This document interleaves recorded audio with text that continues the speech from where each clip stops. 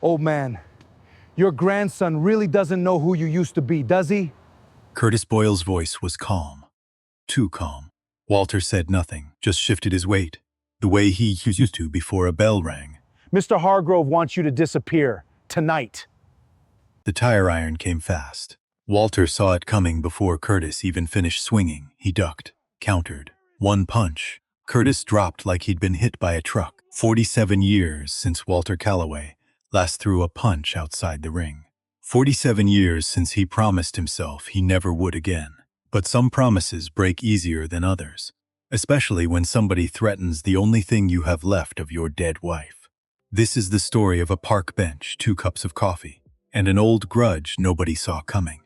A teenager's cruelty, a grandfather's secret, a boxing champion nobody remembered until they had to stay until the end. This one earns every second. There's a bench in Millbrook Park, 3rd one from the fountain, under the old oak tree. Most folks walk right past it, but every morning, rain or shine, an old man sits there.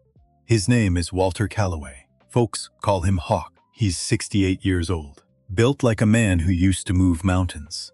His hands are thick, scarred across the knuckles. You wouldn't know it to look at him now, but those hands once knocked grown men flat on their backs. Walter doesn't talk about that much. He just sits, feeds the pigeons, watches the world go by. There's a thermos of black coffee beside him. Always has been. It used to be 2 cups, one for him, one for his wife. Margaret passed 3 years ago. He still brings 2 cups. Habit doesn't know how to grieve. Some mornings he talks to the empty seat next to him. Not crazy talk, just conversation. The kind 2 people share after 41 years of marriage. Cold one today, Maggie, he'll say. The wind answers. That's enough for him. There's a rhythm to Walter's mornings. A ritual, really, built over 3 years of practice. He wakes at 5:30. Always has, ever since his construction days. Makes his bed, even though there's nobody left to notice if he doesn't.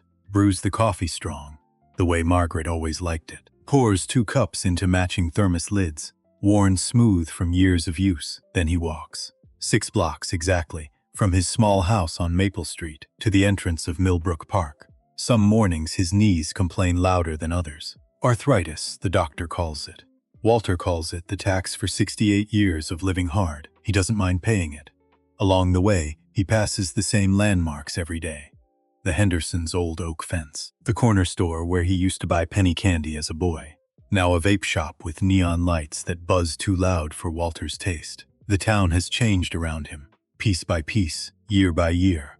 But the route stays the same. The bench stays the same. And every morning, sitting there with 2 cups of coffee, Walter feels, just for a little while, like time hasn't moved at all. Like Margaret might walk up any minute, complaining about her knees too, settling in beside him with that same warm laugh she always had. It never happens, of course. But hope is a stubborn thing in an old man's heart. It doesn't disappear just because the odds say it should. Walter rides a motorcycle, old Harley Davidson, 1986 model, black with chrome that still shines, because he polishes it every Sunday. He's been riding since he was 19. Before that, be the bike, before the bench, before any of it. Walter Calloway was a fighter, not a street fighter. A real one. Gloves, ring, referee, the whole thing. Heavyweight amateur champion, regional title, 19. He fought in smoky gymnasiums across 3 states. Men twice his size went down in front of him, but that was a long time ago. Now he's just an old man on a bench, feeding pigeons, talking to the wind, and that's exactly how Walter likes it. Quiet, simple. Peaceful. He earned peaceful. After the boxing, Walter spent 30 years working construction. Built half the buildings downtown with his bare hands, steel beams, concrete, sweat. He raised 2 kids in this town, buried his wife in this town. This park, this exact park, is where he proposed to Margaret. Right under that oak tree, 1976. He was nervous as a rookie in his first fight. She said yes before he even finished the question. So when Walter sits on this bench, he's not just sitting, he's remembering. He's keeping a promise to come back here every single day. For her, that's who Walter Calloway is, a man who keeps his promises, even the ones nobody's around to check on. Millbrook is the kind of town where everybody used to know your name. Population just under 12,000. 1 main street, 2 stoplights, A hardware store that's been family-owned since the 50s. A diner where the waitresses still call you hon. And remember how you take your coffee. It's not a big place. It's not a famous place, but it's home. And home means something to a man like Walter. He'd watched the town change over the decades. Slowly, then all at once. New developments creeping in from the highway. Old buildings torn down for parking lots nobody asked for. Families he'd known for generations packing up, moving away, chasing bigger paychecks in bigger cities. But the park stayed the same. The fountain, the pond, the oak tree. It was the one piece of Millbrook that time seemed to have forgotten. And Walter intended to keep it that way, as long as he had breath in his lungs. Now, most days, the park is peaceful joggers, dog walkers, a few kids on bikes, racing down the path that loops around the pond. But lately, something's changed. There's a group that started showing up. Young men, early 20s, loud, restless, looking for trouble like it's a hobby. 4 of them, usually. Sometimes 5, they ride up on motorbikes that sound like dying chainsaws. No mufflers, no respect. They've been circling the park for about 2 weeks now. And 2 weeks ago is exactly when they noticed Walter, an old man. Alone, sitting on a bench every single day like clockwork. To most people, that's just a routine. To men like these, it looks like a target. The leader of the group is a young man named Dale Hargrove, 23 years old. Sharp jaw, sharper tongue. Dale's the kind of young man who was given everything and respects nothing. His grandfather owns half the construction contracts in this county, Frank Hargrove. A name people in Millbrook know well. Dale doesn't need a job. He's got an allowance bigger than most people's salary, but money never filled whatever's hollow inside him. So Dale fills it with cruelty instead. Growing up, Dale had everything handed to him. New cars at 16.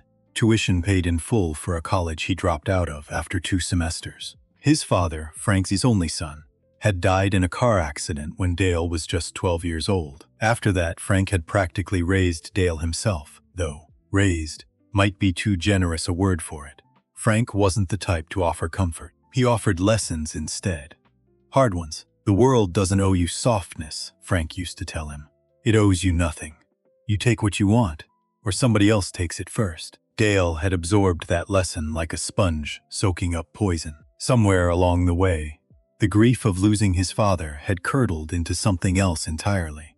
Something that looked like confidence but felt, underneath, like rage with nowhere left to go. Dale's friends were cut from similar cloth. Young men raised on entitlement, starving for purpose, filling the emptiness with noise and small cruelties that made them feel powerful, if only for a moment. Started small, riding past Walter, revving engines to startle him. Then it got louder, comments, insults. The kind of words young men throw around when they think old age makes a man weak. Hey, Grandpa, lost your way to the nursing home? Walter never answered. Not because he was scared, because he'd learned, a long time ago, that silence is sometimes the strongest punch you can throw. But silence, to bullies, often looks like surrender. And bullies always push further when they think no one's pushing back. It was a Tuesday morning, clear sky. Cool breeze, the kind of morning Walter loved most. He just poured his coffee. Set Margaret's cup beside him, like always. That's when he heard them. Engines first, then voices. Dale and his crew rolled up near the fountain, parked their bikes sideways across the path, blocking it completely. A jogger had to stop and walk around them. Nobody said a word. Nobody ever did. Dale spotted Walter on the bench, grinned like he'd found a toy he hadn't broken yet.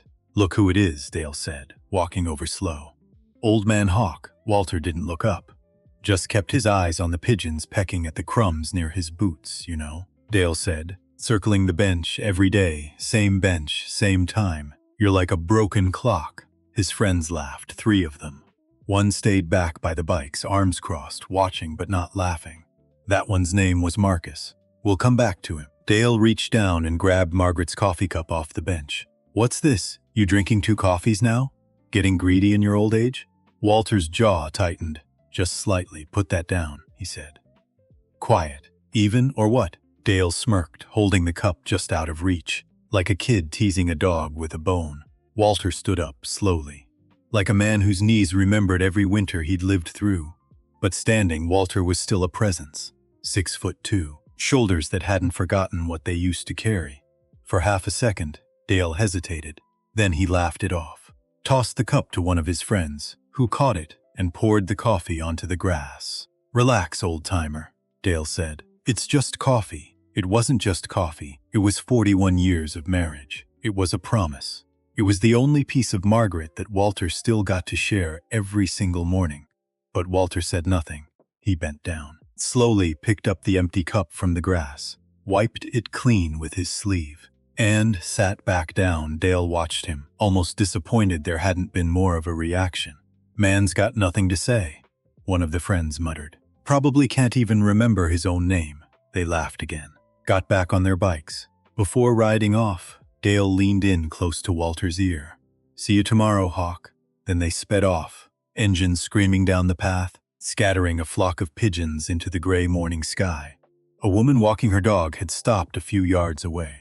She'd seen the whole thing. She didn't say anything, didn't call out, didn't even meet Walter's eyes. She just tugged her dog's leash and kept walking a little faster than before. Walter watched her go. He understood. People don't like getting involved. Not anymore. It wasn't always like that.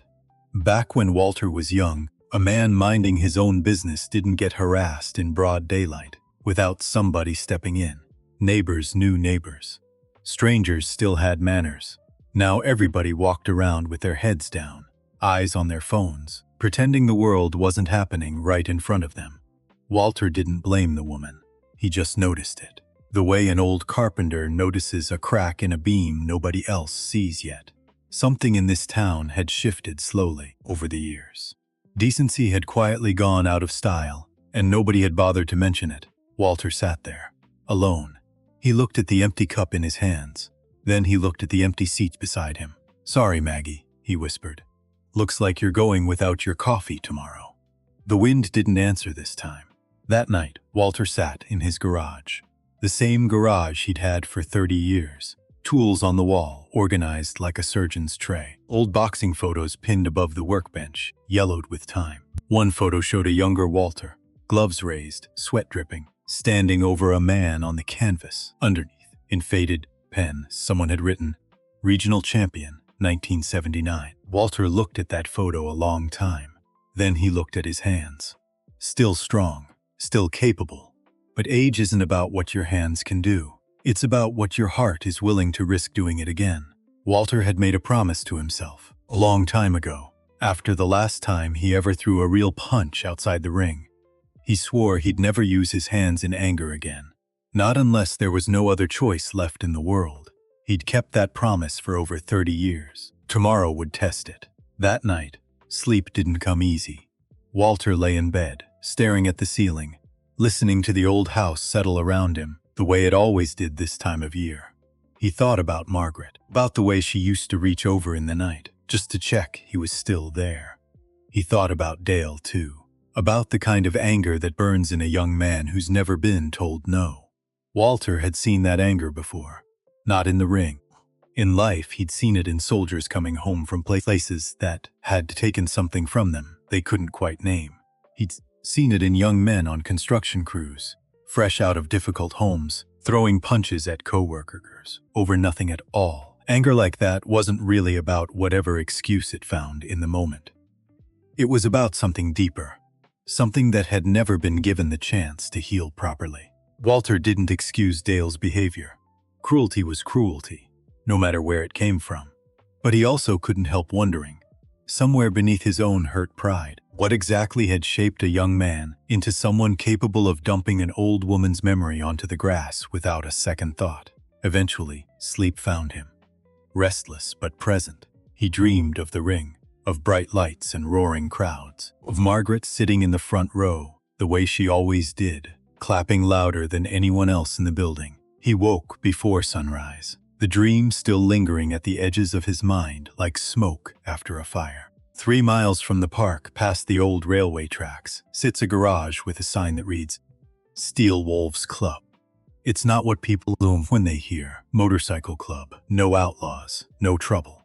Just a group of riders, mostly over 50, who spend their weekends doing charity runs, escorting funeral processions for veterans, and fixing up old bikes for kids who can't afford one.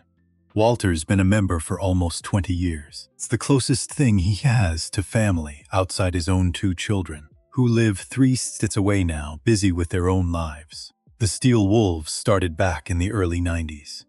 A handful of riders who'd grown tired of the loud, reckless image motorcycle clubs had earned over the years. They wanted something different, something that gave back instead of taking. Over the years, the club had raised money for the Children's Hospital 2 towns over, rebuilt a playground after a fire, driven hundreds of miles, rain or shine, to escort the caskets of soldiers and police officers home to their families. It wasn't about the bikes, not really. It never had been. It was about showing up, about being the kind of people this town could count on, even when the rest of the world seemed to be forgetting how. The president of Steel Wolves is a woman named Ruth Donovan, 61 years old. Tougher than half the men in the club, twice as wise, Ruth had buried a husband of her own 12 years back, cancer. Slow and cruel, she understood loss the way Walter did, quietly, without needing to explain it to anyone. That shared understanding was part of why she and Walter had become close over the years. 2 people who'd learned, the hard way, that grief doesn't disappear. It just learns to ride alongside you. Ruth noticed something was off about Walter the moment he walked into the garage that evening. "You're quiet tonight, Hawk," she said, wiping grease off her hands with a rag. "Always quiet, Ruth. Quiet like usual. Or quiet like something happened?" Walter didn't answer right away. He sat down on an overturned crate, staring at nothing in particular. "Some kid's been messing with me at the park," he finally said. "Nothing serious." Ruth's eyes narrowed. "Define nothing serious." "They dumped Maggie's coffee in the grass today." The garage went quiet. Everyone there knew what that coffee meant. A young woman working on a bike nearby looked up sharply. Her name was Sadie, 24 years old, one of the newer members of the club, though she'd been riding since she was 16. Sadie's last name was Hargrove. She was Dale's younger sister. Sadie had joined Steel Wolves 2 years ago, much to her family's disapproval. Her grandfather, Frank, thought motorcycle clubs were beneath the family name. But Sadie didn't care about the family name. She cared about freedom, mechanics, and the open road. She'd never told the club her last name was the same as the boy currently terrorizing one of their most respected members. Until tonight. "Was it a guy named Dale?" Sadie asked quietly. "Riding with 3 other guys? Loud bikes, no mufflers?" Walter turned to look at her. "How'd you know that?" Sadie hesitated. Took a deep breath. "Because that's my brother." The room fell into a heavier silence. Ruth crossed her arms. "Your brother's the one harassing Hawk?" Sadie nodded, ashamed. "I didn't know it was him. Not until just now." "I'm sorry, Walter. I really am." Walter shook his head slowly. "Not your sin to carry, kid." But Sadie wasn't ready to let it go that easily. "There's something you should know," she said, "about my family. About why this might not just be boys being stupid." Walter leaned forward. "Go on." Sadie glanced around the garage, lowering her voice, like the walls themselves might be listening. "My grandfather's company has been trying to buy the land under Millbrook Park for almost a year now. City Council's been stalling. There's a vote coming up in a few weeks. If it passes, the whole park gets bulldozed. Strip mall, parking garage, the whole thing." Walter felt something cold settle in his chest. "That park," he said slowly, "is where I buried my wife's ashes under that oak tree. Where I proposed to her, where I sit every single morning, because it's the only place left that still feels like she's with me." C's eyes filled with guilt.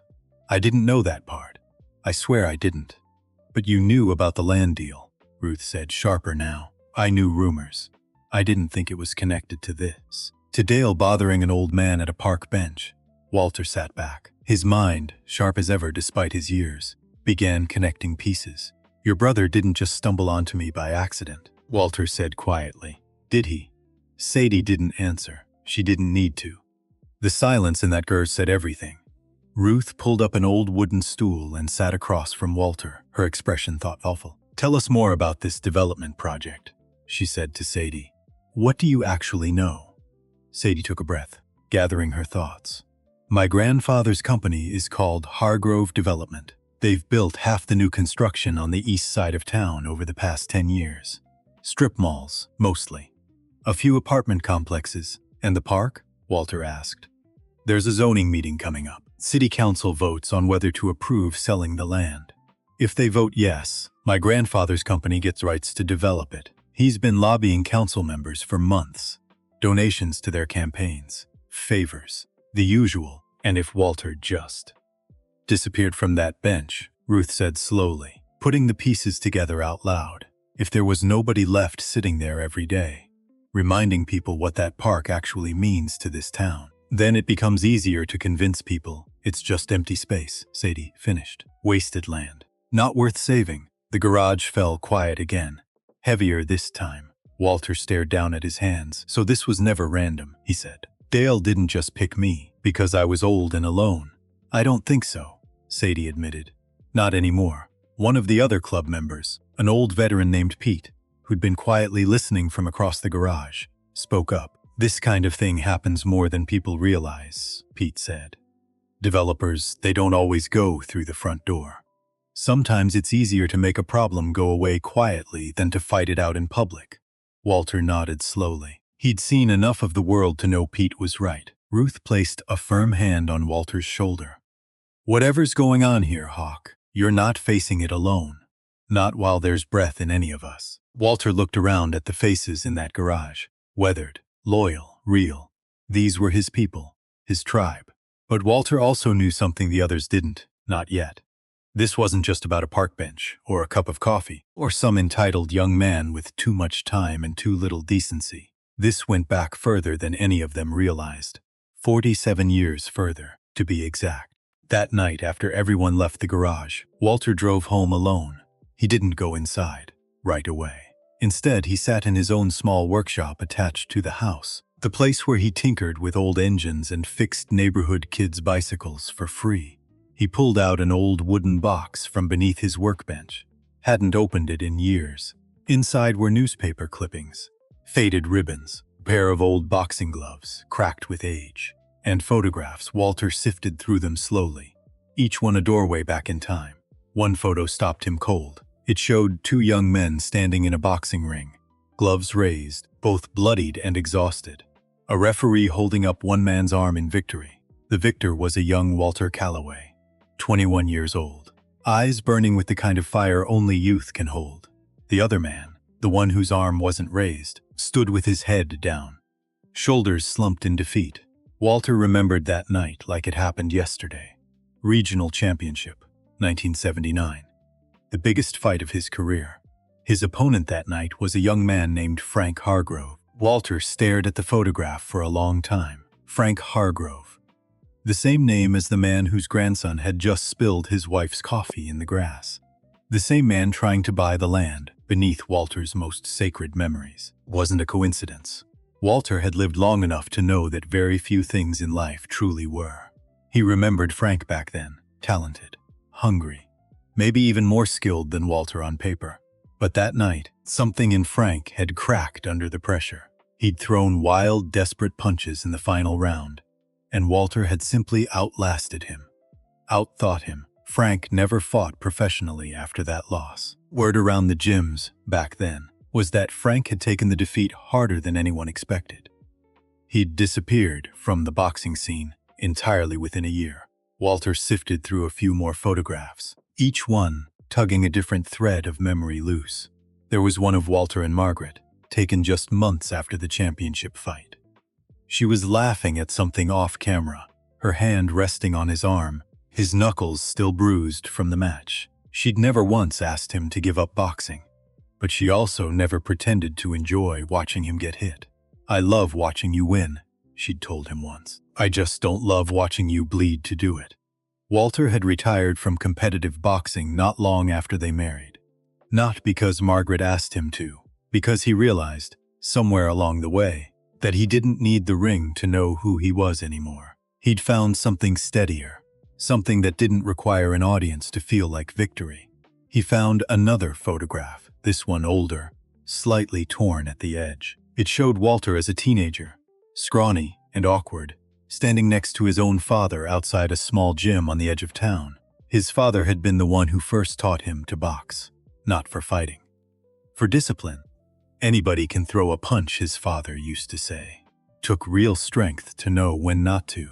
That lesson had stuck with Walter his whole life. Through every fight in the ring, and every challenge outside of it, Walter never saw Frank Hargrove again after that championship night. Until now, apparently, Frank's name was haunting him through his grandson's cruelty and a land deal worth millions. Walter closed the wooden box, sat in silence for a long moment. He thought about Margaret, about what she would have told him to do. She always said, "Walter, you don't fight every battle with your fists. Sometimes the strongest thing you can do is just keep showing up." He missed her voice, the wisdom that came so easily to her, and so hard to him. Walter looked toward the window, toward the dark shape of the park visible just a few blocks away. Tomorrow, he'd go back to that bench. Same time, same coffee, same promise. Whatever Frank Hargrove was planning, whatever wound he was still nursing after 47 years, Walter wasn't going to run. He never had. Not in the ring. Not in life. And he wasn't about to start now, just because some old grudge had grown new teeth, in the form of an entitled young man on a loud motorcycle. The next morning, the sky was heavier than usual. Clouds rolling in from the west, promising rain by afternoon. Walter arrived at the park exactly on time, like always. Thermos in hand. 2 cups, like always. He sat down on the bench, poured Margaret's coffee first, the way he always did. For a few minutes, the park was peaceful. A jogger passed, nodding up politely. An elderly couple walked their small dog near the fountain, the dog yapping happily at a squirrel that scurried up the oak tree. Walter watched it all unfold the way he always did, finding comfort in the simple rhythm of ordinary life continuing on around him. He thought about what Ruth had said the night before, about finding out what kind of man Frank Hargrove had become. Walter wasn't sure he wanted to know. Some doors, once opened, can't easily be closed again. But he also knew that ignoring a problem rarely made it disappear. It usually just gave it more time to grow teeth. He didn't have to wait long for an answer. The engines came roaring down the path within 20 minutes. 4 bikes this time. Dale leading the pack, grinning before he even came to a stop. "Back again, old man," Dale called out, swinging off his bike. "Thought maybe yesterday would have taught you a lesson." Walter sat still, eyes forward. The other 3 young men spread out around the bench, forming a loose circle. Marcus, the quiet one from before, hung back near the bikes again, arms crossed, watching with an expression that didn't quite match the others. Today, Dale wasn't just looking to tease. Today, there was something sharper in his eyes. Something that had been fed instructions from somewhere higher up, you know? Dale said, circling closer. "My grandfather's been talking about this park a lot lately. Says it's wasted space. Says a man your age sitting on a bench all day isn't exactly productive use of prime real estate." Walter's eyes finally lifted to meet Dale's. "Your grandfather," Walter said slowly, "wouldn't happen to be named Frank, would he?" For just a moment, something flickered across Dale's face. Surprise, quickly masked by arrogance. "How do you know my grandfather?" "Let's just say," Walter said, "standing up slowly, we go way back." Dale laughed, though it sounded forced now. "Small world, huh? Maybe you should take that as a sign." "Time to find a new park, Grandpa." "This park," Walter said, his voice steady but firm, "isn't going anywhere. Not while I'm still breathing." Dale's jaw tightened. He stepped closer, close enough that Walter could smell cheap cologne and cigarette smoke. "That's cute," Dale said. "Real cute. But see, my family's used to getting what we want. And right now, what we want is this land. So you, sitting here every morning like some sad little monument, you're just an inconvenience." Walter didn't back away. He stood his ground, way he'd stood his ground in a ring 47 years ago, against a much younger Frank Hargrove. "An inconvenience," Walter repeated. "Is that what your grandfather called me? Or did he use stronger words?" Dale's confidence cracked just slightly. He hadn't expected the old man to know this much. "He didn't say anything about you specifically," Dale muttered, though the lie was obvious in his tone. One of Dale's friends, growing impatient, shoved Walter's shoulder. "Just leave already, old man. Nobody wants you here." Walter didn't move, didn't even flinch. That single moment of stillness, more than any words, seemed to unsettle the young men more than anything. They expected fear. They expected him to crumble the way most people did when surrounded and outnumbered. Instead, Walter simply looked each of them in the eye, one by one, calm as still water. "I've been pushed by better men than you. Walter said quietly. And I'm still standing, so you can push all you want. It won't change a thing. For a tense moment, nobody moved. Then Dale, embarrassed in front of his friends, shoved Walter hard in the chest. Walter stumbled back, caught himself against the bench. It wasn't a hard fall, but it was enough to remind Walter in that instant exactly how fragile dignity can feel when threatened by cruelty. One of the other young men, a stocky kid with a buzz cut, laughed loud enough to draw a few stares from across the park. You see that? Oldman almost went down like a sack of bricks. Careful, another one added, smirking. Might break a hip. Then he'll really have something to complain about. Walter straightened himself slowly, gripping the edge of the bench for balance. His pride bruised more than his body. He glanced toward Marcus, the quiet one, still hanging back near the bikes. For just a flicker of a second, their eyes met. Marcus looked away first, but Walter still didn't raise his fists. He simply straightened his jacket, sat back down on the bench, picked up his coffee cup, hands steady despite everything. You'll get tired before I do, Walter said simply. Cruelty always runs out of fuel eventually. Patience doesn't. Dale stared at him, confused by the calm, unsettled by it even. For the first time, a flicker of doubt crossed his face. What's that supposed to mean? Dale asked, though his voice had lost some of its earlier bravado. It means, Walter said, I've buried better men than you'll ever become. And I'm still here, drinking my coffee. Make of that what you will. The words landed harder than any punch could have. Dale's friends exchanged uneasy glances, the kind of glances that come right before a group starts losing its nerve. Dale, sensing the shift, tried to recover his swagger. Whatever, old man. Enjoy the bench while it lasts. He turned to his friends. Let's go. Old man's not worth the time. They climbed back onto their bikes. Marcus lingered a second longer than the others, glancing back at Walter with an expression that almost looked like, guilt. Then they roared off, leaving Walter alone once again under the gray morning sky. Walter sat there for a long while after they left. He looked at his trembling hands, not trembling from fear, trembling from the discipline it had taken not to use them. I kept my promise, Maggie, he whispered. Wasn't easy today, but I kept it. A light rain began to fall, soft and quiet, as if the sky itself was answering him. That evening, when Walter returned to the Steel Wolves' Garage to tell Ruth what had happened, the mood shifted from concern to something firmer, something resolved. Ruth listened carefully, her jaw tightening with every detail. This isn't just bullying anymore, she said finally. This is intimidation. Tied to a land grab. Tied to money and old grudges. Sadie sat quietly in the corner, guilt written plainly across her face. I need to talk to my brother, she said softly. Try to understand what he's really being told to do. Walter shook his head gently. Be careful, Sadie. Family ties get complicated fast in situations like this. I know, she said, but somebody in that family needs to do the right thing. Might as well start with me. Ruth looked over at Walter. Concern etched deep into her weathered face. What about you, Hawk? You gonna keep showing up to that park every day, knowing what's coming? Walter nodded slowly, with the quiet certainty of a man who had made peace with difficult choices long before tonight. That park is the last place I have left with Margaret, he said. I'm not running from it, not for Dale, not for Frank, not for anybody. He paused, looking down at his scarred hands one more time. 47 years ago, I beat Frank Hargrove in a boxing ring, Walter continued. I didn't know it then, but maybe that fight never really ended for him.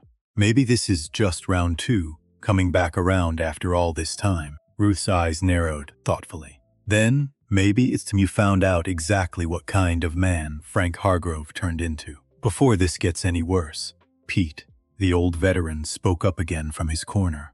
I've heard things about Frank over the years. Not the kind of things that make a man sleep easy. There's a reason this town's gotten so quiet about questioning him. What kind of things? Sadie asked, her voice tight. Pete shrugged. Nothing I can prove, just whispers. Council members who suddenly changed their votes after years of opposing his projects. Land deals that fell into place a little too smoothly. The kind of pattern you only notice if you've been paying attention long enough. Walter absorbed this quietly. It didn't surprise him much. Men who couldn't win fairly in the ring, he'd learned over the years, often found other ways to win outside of it. I'm not interested in revenge, Walter said finally. I never have been. But I am interested in protecting what's mine. What's ours? He looked around the garage at the weathered faces watching him. This town gave me everything I have left, Walter continued. Margaret, my kids, this club, that park. I'm not handing any of it over without a fight, even if that fight doesn't involve a single punch. Ruth nodded firmly. Then we stand with you. All the way through. Around the garage, the other members murmured their agreement. Old riders who'd known Walter for decades, who'd ridden beside him through countless charity runs and quiet Sunday mornings, nodding their heads with the kind of loyalty that doesn't need to be asked for twice. Pete cleared his throat. I've still got a few contacts down at the county records office. Old army buddy of mine works there. I can poke around, see what kind of paper trail this Hargrove fella's left behind over the years. Appreciate that, Pete, Walter said. Don't mention it, Pete replied. Man your age shouldn't have to fight battles like this alone.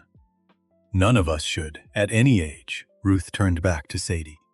And you're sure you want to be the one to talk to your brother? This isn't going to be easy, given everything. Sadie nodded firmly, though her eyes still carried the weight of guilt. Somebody in my family needs to remember what decency looks like. Might as well be me. Be careful, Walter said again, gentler this time. Families can be more dangerous to navigate than strangers sometimes, I know, Sadie said. But somebody has to start somewhere. Walter rode home that night through a steady drizzle, his old Harley cutting through puddles on the empty streets of Millbrook. He passed by the park on his way, slowing just slightly as he rolled past the entrance. The bench was empty now, rain collecting in small pools on the worn wooden slats. The oak tree stood tall above it, branches swaying gently in the wind. Walter didn't stop. He just looked the way a man looks at something he loves when he's not sure how much longer he gets to keep it. He thought about all the mornings he'd spent on that bench, all the conversations with Margaret that only he could hear anymore. He thought about the proposal decades ago, his hands shaking as he knelt in the grass beneath that very tree. He thought about the day they spread her ashes there, just him and his 2 children, standing quietly as the wind carried her gently into the roots of the oak. That tree had become something sacred to him, a living monument to a love that refused to disappear even after death. If Frank Hargrove thought he could simply pave over that kind of memory with concrete and steel, he didn't understand what he was truly up against. This wasn't about pride anymore. It wasn't about an old grudge from a boxing ring 4 decades past. This was about protecting something far more important than property lines or zoning votes. This was about protecting love itself, the kind that outlives the person who gave it. Walter arrived home, parked his bike in the small garage attached to his house, and sat for a moment in the quiet darkness. Rain tapped softly against the metal roof above him. I don't know what's coming, Maggie, he said quietly into the empty space. But I promise you, I'm not letting them take this from us. Not without a fight. For the first time in 3 years, Walter felt something stir inside him that he hadn't expected to feel again. Not anger, exactly, something steadier than that. Purpose. He had spent the last 3 years simply surviving each day, one quiet morning at a time. But now, for the first time since Margaret's passing, Walter Calloway had something worth standing up for again. Something worth fighting for, in whatever way an old man's hands and heart still knew how to fight. Somewhere across town, in a much larger, much colder office building, Frank Hargrove sat behind his desk, staring at blueprints for a development project that would erase Walter's most treasured memories from the map entirely. Frank was 69 years old now, just a year older than Walter. Silver hair combed back, sharp suit despite the late hour. His office walls were covered in plaques, awards, photographs with mayors and senators, all smiling for the camera. But there was no photograph of his own son anywhere in that office. No photograph of Dale either. Just achievements. Just proof of winning. Frank had spent 47 years building an empire out of spite, ever since that night in the ring, when a younger, hungrier Walter Calloway had taken something from him that he never quite got back. It wasn't just a boxing title Frank had lost that night. It was the only dream he'd ever truly believed in for himself. Everything since then. Every building, every deal, every dollar, had been an attempt to fill that same hollow space Walter had left behind with one well-placed combination in the final round. Frank picked up the framed newspaper clipping that sat on the corner of his desk. The headline read, "Local boxer Calloway claims regional title." He'd kept that clipping for 47 years. Not as a souvenir, as a reminder of the one thing money had never been able to erase: two old fighters, one park, one unfinished fight from nearly half a century ago. And neither man, it seemed, was ready to back down. The first round had ended in silence. The second round was just beginning. There's a clock in Millbrook's City Hall. Big one, brass face. Been hanging above the council chamber doors since 1952. Most people walk past it without a second glance. But starting that Monday morning, that clock meant something different to a handful of people in this town. 5 days. That's how long until the city council would vote on the future of Millbrook Park. 5 days until Frank Hargrove's company either got the green light to bulldoze 60 years of memory or got sent back to the drawing board. Walter Calloway didn't need a calendar to feel that countdown. He felt it every morning when he woke up, felt it in his knees before his feet even hit the floor. 5 days. He'd lived through longer countdowns before. Fight night used to feel that way too. Days ticking down towards something that could change everything. The week before a championship fight always carried its own particular weight. Walter remembered it well. The way time seemed to slow and speed up all at once. The way every meal felt important. Every night's sleep felt like training. Every quiet moment felt borrowed against the noise that was coming. This countdown felt different though. Heavier somehow. Because this time there was no referee, no rule book. No bell to signal a fair start and a fair finish. Just a clock in City Hall, ticking down toward a vote that could erase the last physical trace of his life with Margaret from the face of this town. But this time, there were no gloves to lace up, no ring to step into, just an old man, a park bench, and a fight that didn't come with rules anymore. Monday morning, Walter went through his usual routine. Coffee, 2 cups, the walk to the park. The town felt different that morning, though Walter couldn't quite place why at first. Then he noticed it. Flyers, taped to several storefront windows along Main Street, announcing the upcoming council vote in bold, official lettering. Millbrook Park Revitalization Project. Public vote Friday, revitalization. That was the word they'd chosen. Like the park needed saving from something, rather than being the thing worth saving. Walter paused outside the hardware store, reading the flyer twice, his jaw tightening with each pass. Words mattered. He'd learned that lesson decades ago, in a different kind of ring entirely. Whoever controlled the language controlled the narrative, and whoever controlled the narrative usually controlled the outcome, long before anyone cast an actual vote. He continued on toward the park, the flyer's wording echoing uncomfortably in his mind. But something felt different in the air, heavier somehow. He sat down on the bench, poured Margaret's coffee, and waited. The young men didn't show up that morning, not Tuesday morning either. For 2 full days, the park stayed quiet. No engines, no insults, no shoving. Walter wasn't fooled by the silence. He'd learned a long time ago, both in the ring and out of it, that silence before a storm is rarely peace. It's just the storm taking a breath. Ruth called him Tuesday evening, her voice tighter than usual. "Pete found something," she said. "You should come down to the garage." Walter arrived 20 minutes later, the evening sky bruising purple behind him. Pete was waiting at a folding table, a stack of papers spread out in front of him, county seals stamped across several pages. "Tell him what you told me," Ruth said. Pete adjusted his glasses, sliding one of the documents toward Walter. "Hargrove Development's been buying up small parcels around the park for almost 2 years now," Pete said. "Quiet purchases. Nothing flashy. Just enough land, piece by piece, to make the park itself look like the last missing piece of a much bigger puzzle." Walter studied the document, though the legal language meant little to him at first glance. The pages were dense with terms like parcel acquisition and zoning reclassification, language designed, it seemed, to obscure rather than clarify. In English, Pete. In English.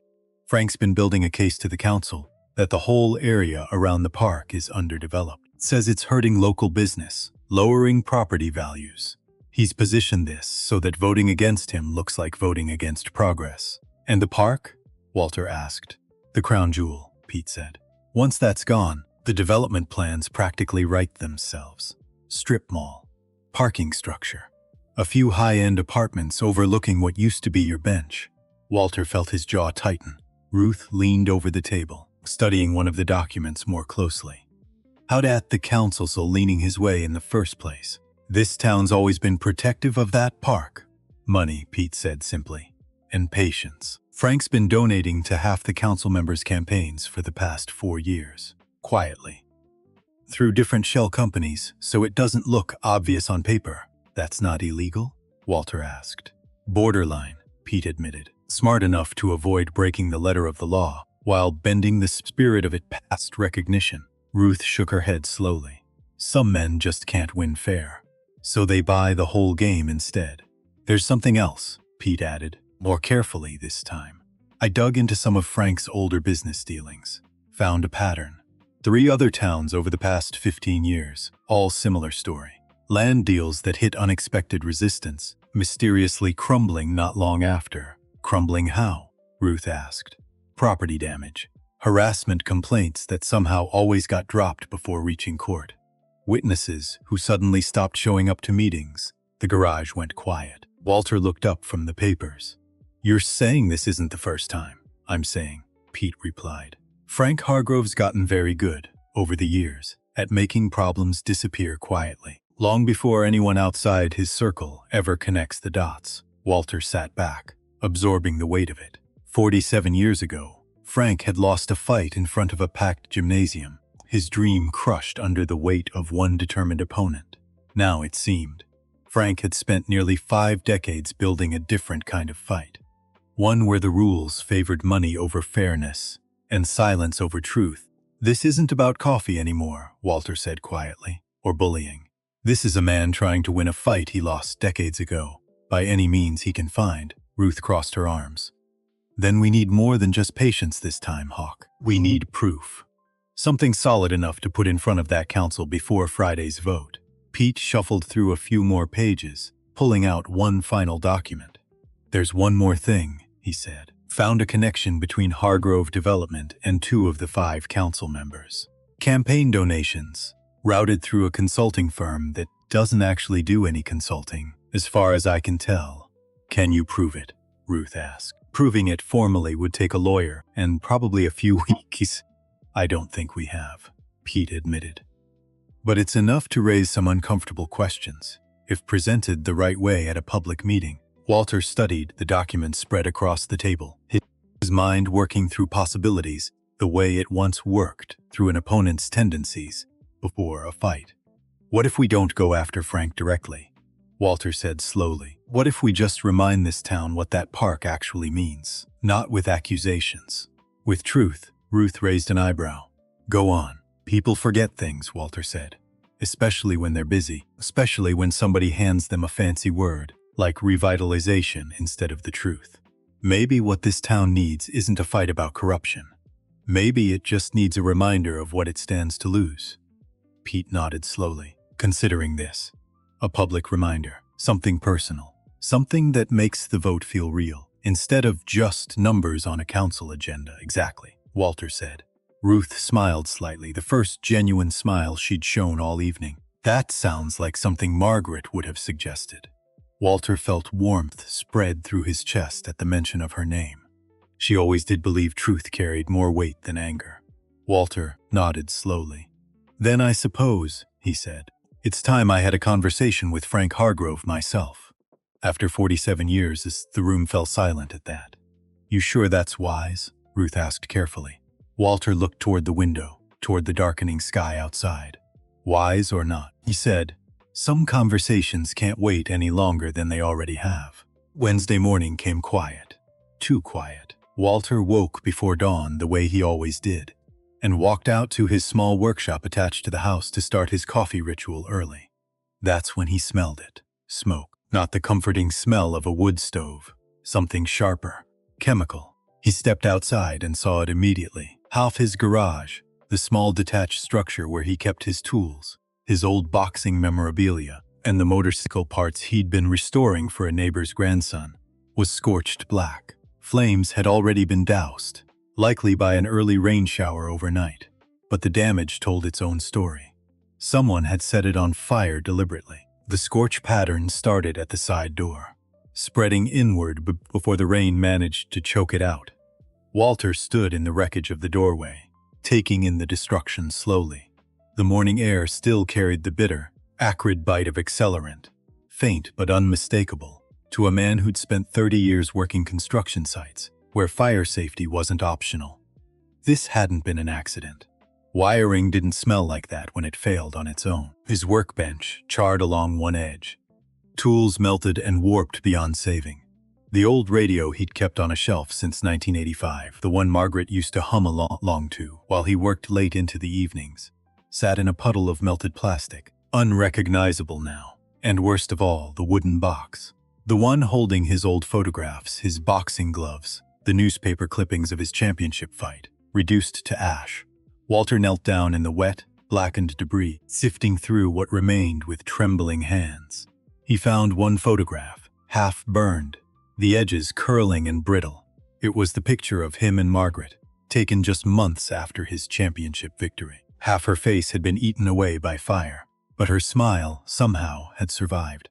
Walter held the fragment carefully, like it might crumble entirely if he breathed too hard. He didn't cry. He hadn't cried in front of anyone since Margaret's funeral. But something in his chest cracked quietly that morning, standing alone in the ashes of nearly 50 years of memory. The pigeons that usually gathered near his back fence each morning, expecting their share of breadcrumbs, sat instead along the power line above, watching the strange stillness below with what almost looked like quiet sympathy. Walter stayed kneeling there for a long while, longer than he probably should have, the cold morning air settling into his bones alongside the grief. Ruth arrived 20 minutes later, alerted by a neighbor who'd called the club number after seeing smoke from her window. She found Walter still kneeling in the wreckage, the burned photograph cradled gently in his palm. "Hawk," she said softly, kneeling beside him. "I'm so sorry." Walter didn't respond right away. He just stared at the half-burned photograph. "This was supposed to be sacred ground," he finally said. "My home, my memories, my peace." "I know," Ruth said. "They didn't just come for the park this time," Walter continued, his voice steady, despite the storm clearly raging beneath it. "They came for everything I have left of her." Ruth helped him to his feet slowly. "This wasn't kids messing around anymore, Hawk. This was a message." "I know exactly what it was," Walter said. Polis arrived shortly after, taking photographs, asking routine questions that felt hollow against the scale of what had actually been lost. The responding officer, a young man named Deputy Collins, examined the scene carefully before turning back to Walter. Collins crouched near the side door, examining the scorch pattern, with the careful attention of someone who'd seen this particular kind of damage before. "This wasn't faulty wiring," Collins said, mostly to himself. "Somebody used an accelerant here. Professional, by the looks of the pattern. Whoever did this knew exactly what they were doing. We'll file a report," Collins said. "But without witnesses or solid evidence, cases like this are tough to pin on anyone specific." "I think I know who's behind it," Walter said quietly. Collins raised an eyebrow. "You have proof?" Walter hesitated. The truth was, he didn't. Not yet. Just instinct, history, and a feeling settling deep in his bones that he hadn't felt since stepping into a ring decades ago, sensing an opponent's next move before they even threw it. "Not proof," Walter admitted. "Not yet." Collins nodded sympathetically, though his tone carried the practiced detachment of someone who'd delivered this same disappointing message many times before. "Off the record," Collins added quietly, glancing around to make sure no one else was within earshot. "This kind of thing happens more often than people realize around big development deals. Just usually nobody connects the dots until it's too late." "You've seen this before?" Walter asked. "Not exactly this," Collins admitted, "but patterns like it. Property damage right before a big vote. Conveniently timed, conveniently unprovable. Anything you can do?" Collins sighed, clearly frustrated by his own limitations. "Officially, just the report.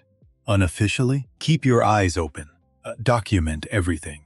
Sometimes patterns are the only evidence that eventually adds up to something a court can use. Keep your eyes open, Collins said. Let us know if anything else happens. After the police left, Ruth stayed behind, helping Walter board up what remained of the garage doorway. You still planning to talk to Frank? She asked, hammering a final nail into place. Walter looked at the scorched wood beneath his boots. More than ever, he said. That afternoon, word of the fire spread quickly through Millbrook's small, tight-knit community. Neighbors stopped by throughout the day, offering condolences, casseroles, spare tools from their own garages. Mrs. Patterson, from 2 doors down, brought over a fresh-baked pie, insisting Walter eat something even though grief had stolen most of his appetite. The owner of the hardware store, a man Walter had known for 30 years, showed up unannounced with a box of replacement tools, refusing payment despite Walter's insistence. Your money's no good here today, Hawk, the man said simply. Some things a community just takes care of. Even people who'd never spoken much to Walter before suddenly found reasons to check in, the way small towns sometimes remember, just in time, how to take care of their own. It reminded Walter of something Margaret used to say back when they were first raising their children in this town. Millbrook's got a long memory, she'd told him once. Mostly for kindness. Sometimes it just needs reminding. Watching neighbors gather quietly around his damaged property that afternoon, Walter felt that truth settle warmly alongside the day's grief. But one visitor surprised Walter more than the rest. Late that evening, as the sun dipped low behind the scorched remains of his garage, a familiar motorcycle pulled up outside his house. Dale climbed off slowly, looking nothing like the confident young man who'd terrorized Walter at the park just days before. He stood awkwardly near the curb, hands shoved deep into his jacket pockets, eyes fixed on the blackened doorway visible behind Walter. I heard about the fire, Dale said quietly, not quite meeting Walter's eyes. Walter studied him carefully. Did you have anything to do with it? No, Dale said quickly. Too quickly perhaps, though something in his voice carried genuine alarm rather than guilt. I swear, I didn't know anything about this. Walter remained silent, studying the young man's face for any sign of deception. The silence stretched long enough that Dale shifted uncomfortably under the weight of it, the way young men often do when confronted by someone who spent decades learning to read faces in high-pressure situations. My grandfather doesn't tell me everything, Dale admitted, voice lower now. I knew about the land deal. I knew he wanted that park gone. But this, he gestured toward the charred garage. This isn't what I signed up for. What exactly did you sign up for, Dale? Dale's jaw tightened. He told me to make life uncomfortable for you, push you out of the park, make you not want to come back. He said it was just persuasion. And the fire? I don't know who did this, Dale said. I swear it. But I think it might not have been kids messing around anymore. Walter nodded slowly, his suspicions hardening into something closer to certainty. Your grandfather's playing a dangerous game, Dale, Walter said. And it sounds like he's not telling you the whole rulebook. Dale looked down at his boots, shame creeping visibly across his face for the first time since Walter had met him. I'm sorry, Dale said quietly. For the coffee, the shoving, all of it. Walter studied him for a long moment. Sorry's a start, Walter finally said. But it's not the finish line. He found Walter in the driveway, sorting through what little remained salvageable from the fire. Setting aside scorched tools that might still hold second life with enough patience and oil. Need help? Dale asked, standing awkwardly at the edge of the property. Walter glanced up, surprised but not unkind. You know anything about engines? A little. Mostly from watching videos online. That's not knowing, Walter said. That's watching other people know. Dale almost smiled at that. Almost. Then teach me, he said. If you'll let me. Walter studied him carefully, weighing the request against everything that had happened over the past 2 weeks. Margaret's voice echoed quietly in the back of his mind. People aren't born cruel, Walter. Most of them learn it from somewhere. Sometimes the kindest thing you can do is show them another way. All right, Walter said finally. Grab that wrench. Not that one, the smaller one. For the next several hours, Walter taught Dale the basics of small engine repair, the same way he'd taught dozens of neighborhood kids over the years, patiently without judgment. letting mistakes become lessons rather than failures. It was slow work. Dale's hands, soft from a life that had never demanded much physical labor, fumbled clumsily with simple tasks Walter could complete blindfolded. "You're holding it wrong," Walter said, watching Dale grip a socket wrench like he was afraid it might bite him. "There's a wrong way to hold a wrench? There's a wrong way to hold anything if you're not paying attention to what you're doing," Walter replied. "Loosen your grip. Let the tool do the work. You're not wrestling it." Dale adjusted his hold, and within a few tries, the bolt finally gave way beneath his effort. "See?" Walter said. "Patience beats force most days." "That sounds like something you'd say about more than just engines." Walter allowed himself a small smile. Smart kid. But Walter noticed something shift in the young man as the morning wore on. A kind of focus. A hunger, almost, for something real to hold on to. They worked mostly in comfortable silence after that, the occasional clink of tools against metal filling the space between them. Around midday, Walter brought out 2 sandwiches and a thermos of coffee, setting one cup in front of Dale and keeping the other for himself. Dale eyed the thermos. "Is this the same kind of cup that?" "Different cup," Walter said quietly. "Margaret's was special. This one's just for guests." Dale nodded, understanding the weight behind the distinction without needing further explanation. "You're better at this than you think," Walter said, watching Dale successfully tighten a stubborn bolt without stripping the threads. Dale looked up, something like pride flickering briefly across his face. "Nobody's ever said that to me before," Dale admitted. "Not about anything real, anyway. What do people usually say to you?" Dale shrugged. "That I'm Frank Hargrove's grandson. That I'll inherit everything someday. That I should be grateful, are you?" Dale was quiet for a long moment, wiping grease from his hands with an old rag. "I don't know what I am," he finally admitted. "I just know I'm tired of being angry all the time, and not knowing why." Walter set down his tools, studying the young man more carefully now. "Anger's not the problem, son," Walter said. "Anger's just a signal. Tells you something's wrong. Question is whether you use it to break things or to fix them." Dale absorbed that quietly, eyes drifting toward the scorched remains of the garage nearby. "I really am sorry about this," he said again, gesturing toward the damage. "I believe you," Walter said. "But sorry doesn't rebuild walls. Only work does that." Over the following days, Dale returned each morning, working alongside Walter to repair what fire damage allowed, learning patience and discipline in equal measure with each passing lesson. By Thursday, the two of them had developed an easy rhythm. Dale would arrive shortly after sunrise, already dressed for work, sometimes bringing coffee from the gas station down the road, though never quite as good as Walter's own brew.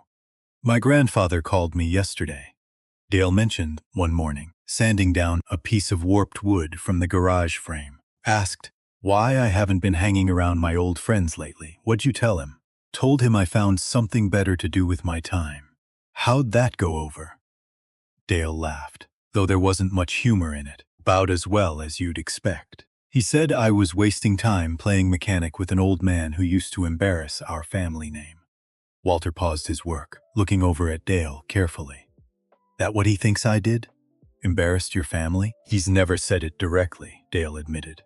"But I think losing to you broke something in him that never quite healed. Whatever it was, he spent his whole life trying to prove it didn't matter." Walter considered this quietly, the weight of Frank's 47-year grudge settling heavier with each new detail Dale revealed. "Your grandfather built quite a life for himself, despite that loss," Walter said. "Money, power, respect from half this town. Doesn't sound like someone who let one fight define him completely." "Maybe not on the outside," Dale said. "But you should see him sometimes, late at night, when he thinks nobody's watching. There's old newspaper clippings in his desk drawer about you, about that fight. He still reads them sometimes." Walter felt something complicated stir inside him at that revelation. Not quite sympathy, but something close enough to make him uncomfortable. 47 years is a long time to carry one loss," Walter said quietly. "Maybe," Dale said. "Or maybe some things just don't have an expiration date if you never learn how to set them down." Walter looked sharply at the young man beside him, surprised by the depth of insight in such a simple observation. "You're smarter than you let people see, Dale," Story of my life, Dale replied, returning to his sanding with renewed focus. You ever box? Dale asked one afternoon, noticing the faded photograph of young Walter in fighting stance, one of the few images that had survived the fire mostly intact, tucked safely in Walter's coat pocket that day. A lifetime ago, Walter said. Were you good? Walter allowed himself a small, rare smile. Good enough to know the difference between fighting smart and fighting angry. Can you teach me that too? Walter studied Dale carefully, recognizing something in the young man's eyes that mirrored his own at that age. Restless, searching, capable of becoming either something good or something dangerous, depending entirely on which direction life pushed him. Discipline first, Walter said. Punches come later, if they come at all. Deal, Dale said. It was the first genuine smile Walter had seen cross the young man's face since this whole ordeal began. Friday morning, 3 days before the council vote, Walter finally made the call he'd been postponing for nearly a week. Frank Hargrove's office sat on the top floor of the tallest building in downtown Millbrook, a glass and steel structure that looked almost foreign against the older brick storefronts surrounding it. Walter rode his motorcycle downtown, parked outside, and walked into the lobby, ignoring the curious stares from younger employees, who clearly didn't expect to see a leather-jacketed biker requesting a meeting with the company's founder. After a tense 10 minutes in the waiting area, the secretary finally led Walter into Frank's office. The office itself felt cold despite its expensive furnishings, all glass and chrome and carefully positioned awards, meant to impress rather than comfort. Frank stood behind his desk, silver-haired and sharply dressed, his expression unreadable as Walter entered. For a long moment, neither man spoke. 47 years of silence stretched between them, heavier than either had anticipated. Walter studied the man across from him, searching for traces of the hungry young fighter he remembered from that gymnasium decades ago. Time had been generous to Frank in some ways, cruel in others. The confidence remained, but something brittle had crept in beneath it, visible only to someone who knew exactly what to look for. Walter Calloway, Frank finally said, his voice carrying a strange mixture of disdain and something almost like respect. Been a long time. 47 years, Walter said. Give or take, you're looking well for an old man, funny, Walter replied. I was about to say the same about you. Frank gestured toward a chair across from his desk. Walter remained standing. I'll stand, Walter said. Won't be staying long. Frank's jaw tightened slightly, though his composure remained otherwise intact. I assume you're here about the park, Frank said. And the fire, Walter added. And your grandson harassing me for the better part of 2 weeks. Frank's expression flickered, something unreadable passing behind his eyes. I had nothing to do with any fire, Frank said carefully. And whatever Dale's done, that's between you and him, is it? Walter asked, because it sure seemed like he was following somebody's instructions. Frank walked to the window, staring out at the town below, hands clasped behind his back. You always did think you understood things better than everyone else, Walter, Frank said quietly. Even back then. Even in the ring. This isn't about the ring, Frank, isn't it? Frank turned back sharply, something raw finally breaking through his controlled exterior. You took something from me that night, Walter. Something I never got back. I won a fight, Walter said. Fair and square. That's all that happened. That's all that happened to you, Frank said, his voice rising slightly. For me, it was everything. Every dream I had, gone in 12 rounds. You think that's easy to walk away from? Walter studied the older man carefully, recognizing pain he hadn't expected to find beneath Frank's polished exterior. I'm sorry that fight cost you something, Frank, Walter said, his voice softening slightly. I am, but that doesn't give you the right to burn down what's left of my life. 4 decades later, Frank's composure cracked further. You think I wanted it to come to this? You think I enjoy watching my own grandson turn into someone I barely recognize, chasing approval I never should have demanded from him in the first place? The admission hung heavy in the air between them. Walter softened his tone slightly, sensing an opening in the armor Frank had spent decades constructing. Your grandson came to my house yesterday, Frank, Walter said. Apologized. Helped me clean up the fire damage. Spent the whole day learning how to fix an engine. and asking me to teach him patience instead of anger. Frank's eyes widened slightly, genuine surprise, breaking through his careful composure for the first time. Dale did that? He did, Walter confirmed. He's not a lost cause, Frank. He's just a young man who's never been taught the difference between strength and cruelty. Frank's jaw worked silently for a moment, old pride wrestling visibly against something softer underneath. I never meant for things to go this far, Frank admitted quietly. The land deal, yes, that's business. But the harassment, the fire, that's gotten away from me. Then stop it, Walter said simply. Call off the vote. Leave the park alone. Frank shook his head slowly. It's not that simple anymore, Walter. There are investors involved. Promises made. Money already spent, then unmake them, Walter said. Find another way to build your legacy that doesn't involve erasing mine. Frank stared at him for a long moment, something unreadable passing behind his tired eyes. You always were stubborn, Frank finally said. And you were always talented, Walter replied. Talented enough to win that fight. If you hadn't let your temper get the better of you in the final round. Frank's eyes narrowed sharply. You don't know anything about what happened that night. I know exactly what happened, Walter said. I was standing right across from you when it happened. Something dangerous flickered across Frank's face, old wounds reopening faster than either man expected. You want to know what really happened that night? Frank said, voice tightening with barely restrained emotion.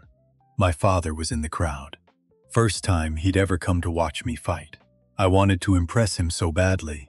I forgot everything my coach ever taught me about patience. I let my anger throw those punches instead of my training. Walter remained quiet, sensing the weight of a confession Frank had likely never spoken aloud before. And when I lost, Frank continued, my father didn't say a single word to me the entire drive home. Not one word the whole way back. That silence taught me more about disappointment than any punch you ever threw.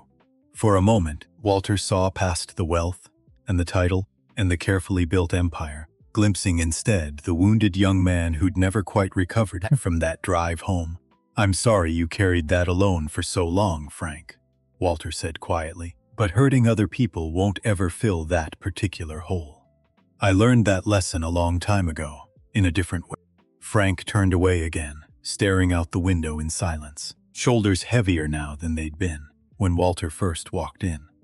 Get out, Walter, he finally said, voice tight with barely controlled emotion. Before I say something we'll both regret. Walter studied him a moment longer before turning toward the door. The vote's in 3 days, Frank, Walter said quietly. I hope, for your sake and Dale's, you find the man you used to be before then. He left without waiting for a response. Saturday afternoons, 2 days before the vote, Frank Hargrove sat alone in his office long after his staff had gone home for the weekend. The conversation with Walter had shaken something loose inside him that he'd spent 47 years trying to keep buried. Outside his window, the town of Millbrook carried on its quiet weekend rhythm, oblivious to the storm building quietly above its skyline. Frank poured himself a drink, the ice cracking softly in the glass, and sat staring at the city lights beginning to flicker on as dusk settled over downtown. He thought about his father, dead now for nearly 30 years, and the silence of that long drive home after the championship loss. He thought about his own son, gone too soon in that car accident, leaving behind a grandson Frank had raised more through discipline than warmth. And he thought about Dale, spending his weekend covered in grease and sawdust, learning patience from the very man Frank had spent decades trying to outshine. Something about that image unsettled Frank more than he wanted to admit. He picked up the framed newspaper clipping from his desk, the one announcing Walter's championship victory, and stared at it for a long time. The photograph showed a young Frank standing dejected in the corner of the ring, while Walter celebrated nearby, gloves raised high above his head. Frank had looked at that photograph hundreds of times over the decades, each time feeling the same hollow ache settle into his chest. But tonight, for the first time, he noticed something he'd never paid attention to before. In the background of the photograph, barely visible, stood his own father, arms crossed, expression unreadable, even in that decades-old image. Frank squinted at the faded picture, trying to make out his father's expression more clearly. It wasn't disappointment, he realized suddenly. It was something closer to worry. Worry for a son who'd just thrown away his composure, chasing approval that had never needed to be earned through violence in the first place. Frank set the photograph down slowly, an uncomfortable revelation settling over him. After 47 years of misremembering his own history, his phone rang, interrupting the silence. "Yes," Frank answered curtly.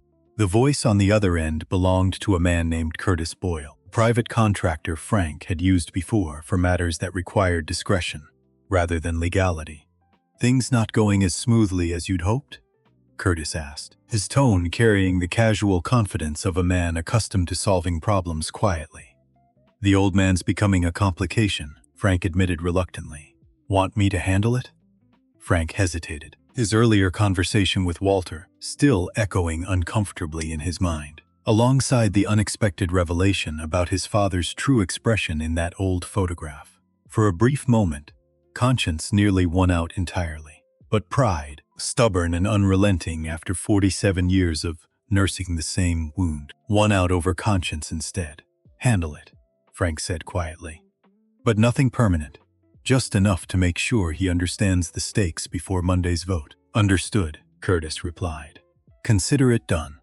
Frank hung up the phone, staring once more at the old newspaper clipping in his hands. For just a moment, doubt flickered across his face. Then he set the clipping back on his desk, drawer closing with a quiet final click, the same way it always had whenever Frank chose ambition over conscience.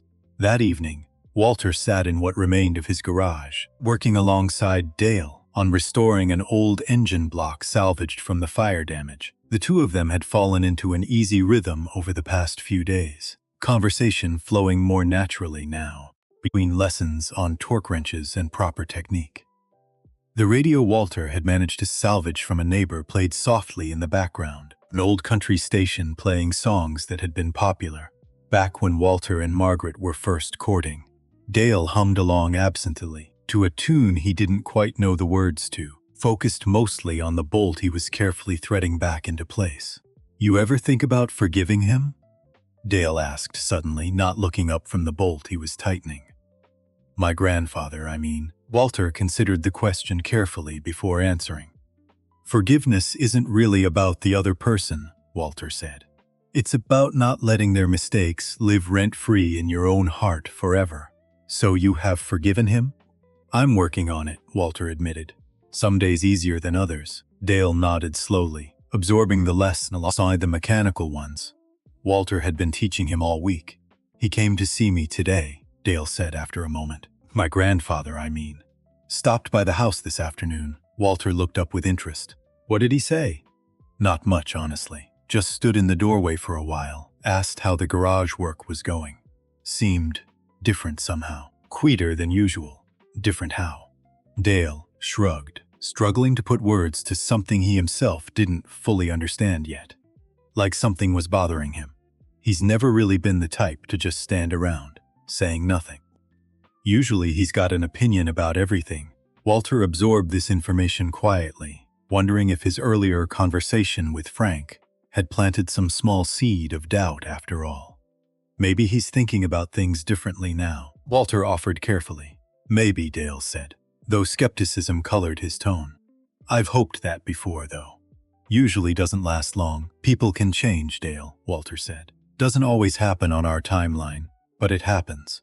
"You really believe that?"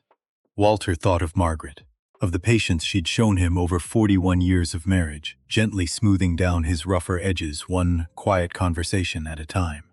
"I've seen it happen," Walter said simply. "Took my whole life sometime to notice the change happening. But it happened." As the sun began setting behind the half-repaired garage, neither of them noticed the dark sedan that slowly rolled past the house, pausing just long enough for its occupant to take note of exactly who was present, and exactly how vulnerable the property remained after the fire. The car continued on, disappearing around the corner, as evening shadows stretched long across Maple Street. Dale finally packed up his tools, as darkness fully settled over the neighborhood, wiping grease from his hands with the same old rag he'd been using all week. "Same time tomorrow?" Dale asked, swinging his leg over his motorcycle. "Tomorrow's Sunday," Walter reminded him. Day of rest, even for old mechanics. Dale smiled faintly. Monday, then. Big day, right? The vote. Big day, Walter. Agreed. You nervous? Walter considered the question honestly before answering. A little, he admitted. But nerves never stopped me from showing up before. Don't see why they should start now. Dale nodded. Something like genuine respect visible in his expression for the first time since Walter had met him. For what it's worth, Dale said. I hope you win. The park, I mean. It clearly means a lot to you. Means more than you know, Walter said quietly. Dale rode off into the evening, leaving Walter alone once more beneath the darkening sky. Tomorrow was Sunday. One day of rest before the storm. Monday would bring the vote that decided the fate of Millbrook Park. But before that, Walter Calloway would face something far more immediate and far more dangerous than any council meeting could ever be. Frank Hargrove had made his choice, and men like Curtis Boyle didn't waste time once given the green light. Walter didn't know it yet, sitting peacefully in his garage with Dale that quiet Saturday evening. But round 3 of this fight was already on its way. And this time wouldn't be settled with words, or coffee cups, or even quiet conversations between old rivals. This time, it would come down to something Walter hadn't needed in nearly 5 decades, his fists. Sunday evening settled over Millbrook quiet and unremarkable, the way most Sundays do in small towns. Walter spent the day mostly resting, his body still recovering from the stress of the past week, his mind turning over and over the conversation he'd had with Frank in that cold glass office downtown. He'd attended church that morning, something he hadn't done with much regularity since Margaret's passing, finding himself drawn back to the familiar wooden pews almost without conscious decision.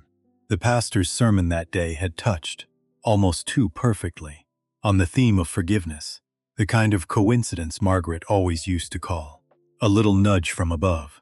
Walter sat through the service quietly, absorbing words about letting go of old wounds, about choosing peace over pride, words that felt aimed directly at the conflict still unfolding in his own life. After church, he'd visited the cemetery briefly, standing before Margaret's headstone for a long while, saying nothing out loud, simply allowing her presence, however imagined, to settle alongside him in the quiet morning air. He sat on his back porch as the sun went down, a cup of coffee in hand, watching the sky shift slowly from orange to purple to deep blue.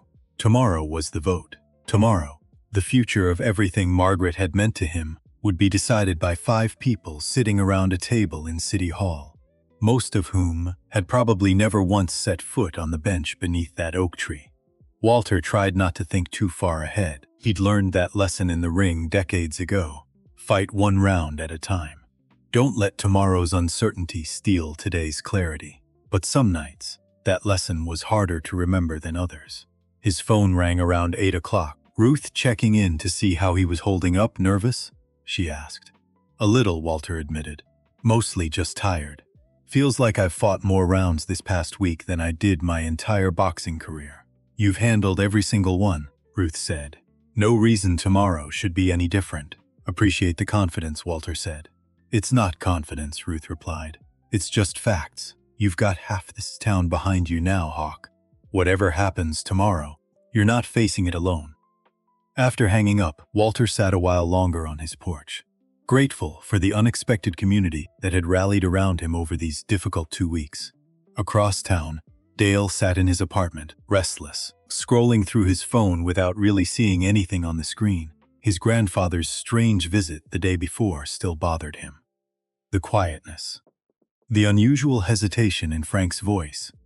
Something didn't sit right. What Dale didn't know yet was that, just hours earlier, his grandfather had already made the call that would set the night's events into motion. Dale's phone buzzed. A text from one of his old friends, the ones he hadn't spoken to in over a week. Heard your grandpa's hiring some guy named Curtis. Sketchy dude. You know anything about that? Dale frowned, sitting up straighter on his couch. He didn't recognize the name Curtis, but something about the casual mention of his grandfather hiring someone set off alarm bells he couldn't quite explain. He texted back, no. Why? The reply came a few minutes later. Saw him at the garage downtown, talking real serious with your grandpa's assistant. Something about handling a situation. before tomorrow. Dale's stomach tightened. He thought immediately of Walter, of the fire, of everything that had happened over the past 2 weeks. He grabbed his jacket and headed for his motorcycle, without a second thought. It was nearly 9 o'clock by the time Dale arrived at Walter's house. Breathless and anxious, Walter opened the door, surprised to see him so late in the evening. "Dale? Everything all right?" "I don't know," Dale admitted, stepping inside without waiting for an invitation. "I got a text from a friend. Something about my grandfather hiring someone named Curtis. Said something about handling a situation before tomorrow's vote." Walter's expression hardened immediately. "Curtis Boyle," Walter said quietly. "You know him?" "Heard the name," Walter said. "Pete dug up some information on him a while back. Man your grandfather's used before, for matters he doesn't want traced back to him directly." Dale's face paled slightly. "You think he's planning something against you? Tonight?" "Wouldn't surprise me," Walter said. "Wouldn't be the first time this month somebody's tried sending me a message." Dale ran a hand through his hair, clearly wrestling with something deeper than just immediate concern. "I should have seen this coming," Dale said. "My grandfather doesn't make idle threats. If he's hired someone, it means he's serious." "About what?" "About making sure tomorrow's vote goes his way," Dale said. "No matter what it takes." Walter studied the young man carefully, recognizing the weight of loyalty visibly warring against conscience in Dale's expression. "What are you thinking?" Walter asked. Dale took a deep breath, steadying himself before responding. "I'm thinking," he said, "it's time I stopped protecting a family name that never deserved my loyalty in the first place." He sat down heavily on Walter's porch step, the weight of his decision visibly settling over him. "My whole life, I've made excuses for him," Dale continued. "Told myself he just had high expectations. Told myself the coldness was just his way of showing he cared, even when it didn't feel like caring at all." Walter sat down beside him, the porch boards creaking softly beneath their combined weight. "Watching you these past few days," Dale continued, "working with you, learning from you, I've realized something. You've never once raised your voice at me, never once made me feel small for not knowing something. That's not weakness, like my grandfather always taught me. That's actual strength." Walter listened quietly, recognizing the importance of letting the young man work through his thoughts without interruption. "I don't know what happens after tonight," Dale admitted. "Whether I tell the truth tomorrow, whether my grandfather ever forgives me for it. But I know I can't keep being part of something that hurts people, just to protect a name that's already done enough damage." "That's a hard road you're considering," Walter said gently. "Standing against family rarely feels good, even when it's the right thing to do." "I know," Dale said. "But staying silent feels worse." Walter nodded slowly, placing a steady hand on the young man's shoulder. "Whatever you decide," Walter said, "you won't be facing it alone. Not anymore." The attack came just before midnight. Walter had walked Dale out to his motorcycle, the two of them still discussing what evidence might exist to expose Frank's plans before the morning vote, when a pair of headlights suddenly swung into the driveway, blocking the exit. Two men climbed out of a dark sedan, moving with the deliberate calm of professionals rather than amateurs. The taller of the two, broad-shouldered man with a shaved head, stepped forward first. "Walter Calloway?" he asked, though the question carried no real uncertainty behind it. "Depends who's asking," Walter replied evenly, positioning himself slightly in front of Dale without making the movement obvious. "Curtis Boyle," the man said. "We need to have a quick conversation about tomorrow's vote." "I think we're done having conversations about that," Walter said. Curtis smiled thinly, the expression not quite reaching his eyes. "See, that's where we disagree. Mr. Hargrove feels real strongly that you should reconsider showing up tomorrow. Maybe take a little trip out of town. Health reasons, let's say. And if I don't..." The night air had grown cold around them, the kind of stillness that settles over small towns after most residents have already gone to bed, leaving only porch lights and distant crickets to witness whatever happened next. Curtis glanced toward his partner, a stockier man who'd remained quiet near the car, arms crossed, watching the exchange with cold detachment. "Then we're going to have a much less pleasant conversation," Curtis said. "One that involves considerably less talking."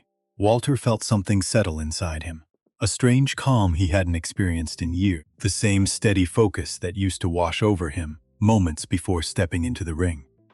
Decades of discipline, of controlled breathing, of reading an opponent's intentions, before they fully committed to action, returned to him now, as naturally as breathing itself. Dale stepped forward suddenly, anger flashing across his face. "This isn't what my grandfather authorized." He said nothing permanent, nothing that would. "Your grandfather," Curtis interrupted, "isn't the one standing here right now, kid. So why don't you get back on your little bike and ride home before things get complicated? Mr. Hargrove won't be happy hearing you got mixed up in this." "No," Dale said firmly, surprising even himself with the steadiness in his voice. Curtis's expression shifted, irritation replacing his earlier casual confidence. "Fine," he said. "Have it your way." He nodded toward his partner, who immediately moved forward, closing the distance toward Walter with practiced aggression. Walter's body, despite nearly 5 decades since his last real fight, responded with instincts that had never truly left him. He shifted his weight subtly, dropping into a stance that looked almost casual to an untrained eye, but carried the readiness of a lifetime spent learning how violence actually worked. The stocky man lunged first, swinging a heavy fist toward Walter's jaw. Walter slipped the punch effortlessly, decades of muscle memory, guiding movements his conscious mind barely needed to direct anymore.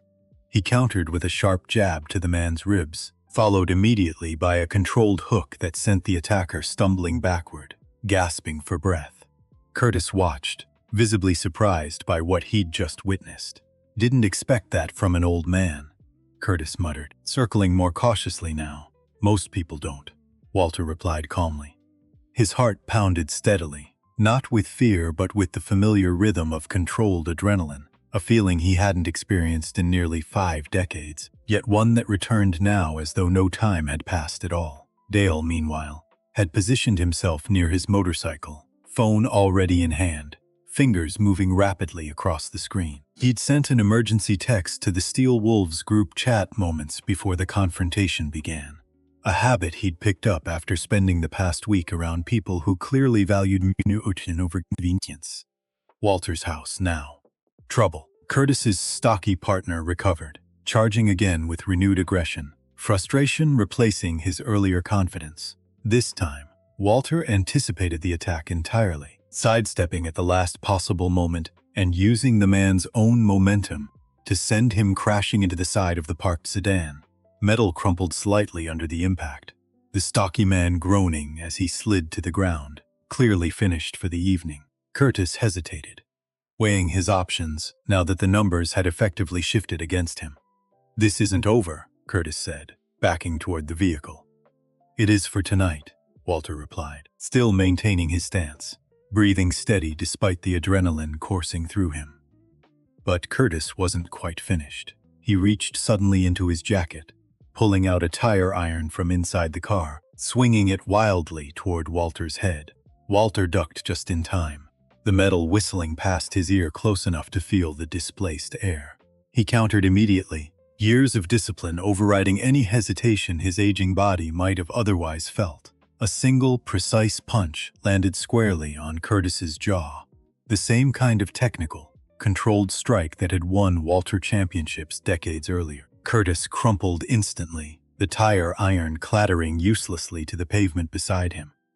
For a moment, the driveway fell completely silent, except for Walter's controlled breathing and the distant sound of approaching motorcycle engines. Within minutes, headlights flooded the street as 6 Steel Wolves members arrived, having received Dale's emergency text and wasting no time getting there. They'd come from all directions of town, some still in pajama pants, beneath their leather jackets, having dropped everything the moment Dale's message appeared on their phones. Ruth was first off her bike, taking in the scene quickly. 2 unconscious men sprawled near a damaged sedan, Walter standing calmly nearby, Dale visibly shaken but unharmed. "Rock," said, rushing over. "You all right?" "Better than they are," Walter said, gesturing toward the men on the ground. Pete arrived moments later, immediately recognizing Curtis's face from his earlier research. "That's him," Pete confirmed. "Curtis Boyle. The contractor Franks used for Sadie pulled up next, dismounting quickly, her eyes immediately finding her brother standing near his motorcycle. "Dale," she said, relief and concern mixing in her voice. "What happened?" Dale explained quickly, his words tumbling over each other as the adrenaline of the previous minutes finally began catching up with him. Sadie listened carefully, her expression shifting from worry to something resembling pride as she absorbed what her brother had done. "You called for help," she said. "You stood up against Grandpa's men." "I didn't really think about it," Dale admitted. "I just knew Walter needed backup, and I knew who to call." Ruth turned to Dale. "You're the one who called us?" Dale nodded, still processing the adrenaline of what had just happened. "I overheard something earlier. Knew my grandfather was planning something tonight. I just didn't think it would, actually." He trailed off, staring at the unconscious men on the ground. "You did the right thing," Walter said firmly, placing a steady hand on Dale's shoulder. "Took courage choosing the right side tonight." Dale nodded slowly, though guilt and relief mixed visibly across his expression. One of the older club members, a quiet man named Gerald, who rarely spoke much during gatherings, knelt beside the stocky man Walter had taken down first, checking his pulse with practiced efficiency. "He'll live," Gerald confirmed. "Sore ribs and a bruised ego, mostly." "Good," Walter said simply. "Wasn't trying to do permanent damage. Just trying to make my point clearly enough that it wouldn't need repeating." Deputy Collins arrived shortly after, having been alerted by a neighbor who'd heard the commotion. He surveyed the scene carefully, recognizing immediately that this situation carried far more weight than a simple neighborhood disturbance. "Walter," Collins said, crouching beside the still unconscious Curtis Boyle. "You want to tell me what happened here?" "Self-defense," Walter said simply. "These two showed up uninvited, threatened me, and got considerably more than they bargained for." Collins glanced toward Dale. "And you can confirm this?" "Every word," Dale said firmly. "These men work for my grandfather. He sent them here to threaten Walter before tomorrow's vote." Collins's expression shifted, the weight of what Dale had just admitted clearly registering. "You're willing to state that officially? On record?" Dale took a deep breath, glancing briefly at Walter before answering. "Yes," he said. "I'm done protecting him." Word of the attempted attack spread quickly through Millbrook overnight, the kind of story that small towns simply couldn't contain within official channels alone. By Monday morning, when the city council chambers began filling for the scheduled vote, an unusually large crowd had gathered, far exceeding the typical handful of residents who normally attended these meetings. Walter arrived early, accompanied by Ruth, Pete, and several other Steelwolves members, all dressed respectfully, despite their leather jackets and weathered faces. Dale arrived separately, looking exhausted but resolute, carrying a folder of documents he'd gathered overnight from his grandfather's home office, evidence he felt morally obligated to share, regardless of the consequences to his own family. The council chamber buzzed with quiet conversation, as residents speculated about the unusual turnout and the rumors already circulating about the previous night's incident. At exactly 9 o'clock, 5 council members took their seats at the elevated dais, Mayor Patricia Reeves calling the meeting to order with practiced efficiency. "We have a full agenda today," Mayor Reeves announced. "But given the significant public interest, we'll begin with a Millbrook Park revitalization proposal." Frank Hargrove sat near the front of the chamber, flanked by his legal team, his expression carefully composed, despite the visible tension in his shoulders. He hadn't expected Dale to be present. The sight of his grandson, sitting several rows back, alongside Walter and the Steel Wolves contingent, clearly unsettled him more than he wanted to show. Before the formal presentations began, an elderly man in the back of the chamber raised his hand, requesting to speak during the public comment period. Mayor Reeves recognized him. "Mr. Whitfield, you have the floor." The man stood slowly, leaning on a wooden cane, his voice carrying the weathered strength of someone who'd lived through decades of this town's history. Harold Whitfield had been a fixture in Millbrook for as long as most residents could remember, a retired schoolteacher who'd taught 3 generations of local children before serving on the council himself decades earlier. "Most of you know me," he began. "Harold Whitfield. Served on this council myself 20 years back. But that's not why I'm standing here today. He paused, gathering his thoughts carefully. The chamber waiting patiently for an elder statesman, whose opinion still carried considerable weight in this community. 47 years ago, I watched a boxing match in this very town. Regional championship. 2 young men, both talented, both hungry.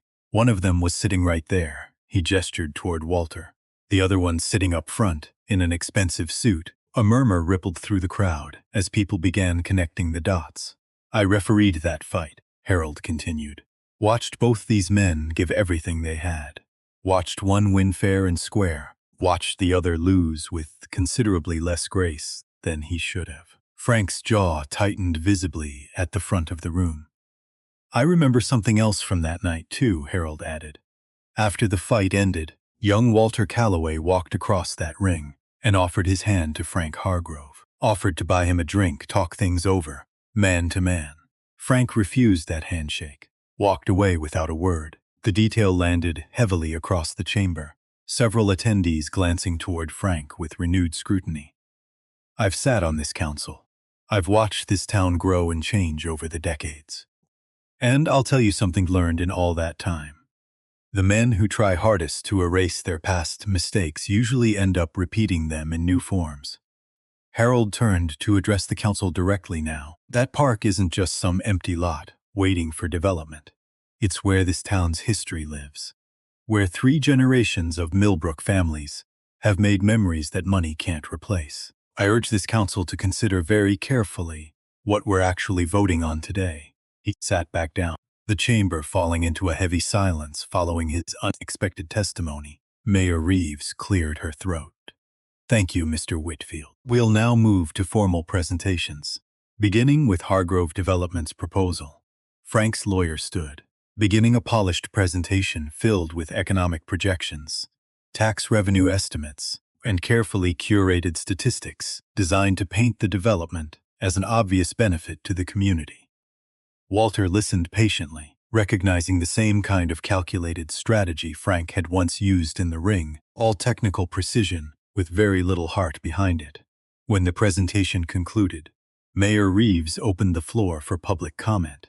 Walter stood slowly, making his way to the podium positioned at the front of the chamber. The room fell silent as the elderly biker, dressed simply in jeans and a worn leather jacket, approached the microphone with quiet dignity. He paused for a moment before speaking, gathering himself, the same way he used to pause in the corner of the ring before the bell rang for a final round. My name is Walter Calloway, he began, his voice steady despite the weight of the moment. Most of you know me as the old man who sits on that park bench every morning. A few sympathetic chuckles rippled through the crowd. What you might not know is why I sit there. 41 years ago, I proposed to my wife Margaret under that oak tree. 3 years ago, I scattered her ashes in that same spot after losing her to cancer. The room grew noticeably quieter. Every morning since then, I've walked to that bench and brought 2 cups of coffee, one for me, one for her. It's not much, but it's mine. It's ours. He glanced down briefly at his weathered hands resting on the podium, hands that had thrown championship punches decades earlier. Hands that had built half this town buildings. Hands that had held Margaret's through 41 years of marriage and 3 years of grief. 2 weeks ago, some young men started harassing me there, throwing insults, knocking over coffee. I thought it was just boys being cruel, the way boys sometimes are. But it turned into something much bigger than schoolyard meanness. He glanced briefly toward Frank, who sat rigid in his seat, unable to meet Walter's gaze. My garage was set on fire last week. Nearly 50 years of memories, reduced to ash overnight. And just last night, 2 men showed up at my house, threatening violence if I dared show up here today. Gasps rippled through the audience, several council members exchanging concerned glances. I'm not here today asking for sympathy, Walter continued. I'm here asking this council to remember what that park actually means. Not as a line item on a development budget, but as the living memory of this entire community. He paused, looking out over the gathered crowd, recognizing faces he'd known for decades. Neighbors who'd watched him grow old in this town, who'd attended Margaret's funeral, who understood without needing further explanation exactly what was truly at stake today. "This town has given me everything that matters in my life," Walter said. "A wife I loved for 41 years, 2 children I'm proud of, decades of honest work building the buildings half of you walk past every single day without a second thought. And finally, this park, where I get to keep loving Margaret even after she's gone." His voice grew steadier, stronger, the conviction of a man who'd finally found something worth fighting for, after years of simply enduring his grief. "I'm asking you, as people who call this town home just like I do, to think carefully about what we're really voting on today. Not progress versus stagnation, not development versus decay, but whether we're the kind of community that protects its shared memories or the kind that sells them off to the highest bidder." He stepped back from the podium, returning to his seat, amid scattered applause that gradually built into something closer to a standing ovation from several rows of attendees. Mayor Reeves allowed the moment to settle before continuing. "Does anyone else wish to address the council?" Dale stood slowly, his hands trembling slightly, as he made his way toward the podium. A visible ripple of surprise moved through the chamber as people recognized him as Frank Hargrove's grandson. "My name is Dale Hargrove," he began, voice unsteady but determined. "Most of you probably recognize my last name. I'm not proud of what that name's been associated with over the past 2 weeks." Frank's face had gone pale at the front of the room, his lawyer leaning over to whisper something urgently, though Dale paid no attention to either of them. "I was one of the people harassing Walter at that park," Dale admitted, his voice cracking slightly. "I'm not going to make excuse for that. It was cruel, and it was wrong, and I have to live with that." He paused, gathering courage for what came next. "But I also need this council to know something else. My grandfather orchestrated this entire situation. The harassment wasn't random. It was meant to pressure Walter into giving up his daily presence at that park, making it easier to convince this town that nobody actually cared about preserving it." Frank's lawyer stood abruptly. "Objection. This is entirely inappropriate for a public comment period. Let him finish," Mayor Reeves said firmly, silencing the objection with practiced authority. Dale continued, pulling documents from the folder he'd carried in. "Last night, my grandfather hired 2 men to threaten Walter, attempting to intimidate him into staying away from today's vote entirely. One of those men is currently in police custody, along with statements confirming who hired them." The chamber erupted into murmurs as several council members visibly shifting uncomfortably in their seats. "I have copies of email correspondence," Dale continued, showing campaign contributions made to certain council members through shell consulting firms, timed suspiciously close to votes, favoring my grandfather's development projects. He placed the documents on the clerk's desk before turning back to address the room directly. "I'm not doing this to hurt my grandfather, despite everything he's done. I'm doing this because somewhere along the way, I forgot what it actually means to be a good person. Walter reminded me, taught me this past week, that strength isn't about cruelty or control. It's about discipline and patience and choosing to do the right thing even when it's hard." He looked directly at Frank as he finished. "I'm sorry, Grandpa, but I can't be part of this anymore." Dale returned to his seat, the chamber falling into stunned silence following his testimony. A young man near the back of the chamber raised his hand quietly. Marcus, the quiet member of Dale's old crew, who'd never quite joined in the laughter at Walter's expense. "I'd like to confirm what Dale just said," Marcus said, standing slowly. "I was there every time. I never threw an insult myself, but I never stopped it either. That's its own kind of guilt I've been carrying for 2 weeks." He glanced toward Walter.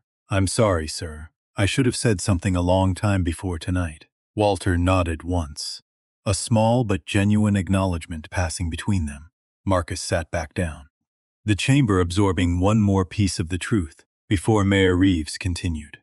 Mayor Reeves cleared her throat carefully, clearly recognizing the gravity of what had just unfolded in front of the entire town. "Given the serious nature of these allegations," she said, "this council will need to postpone any formal vote pending proper investigation." A murmur of mixed relief and uncertainty swept through the crowd.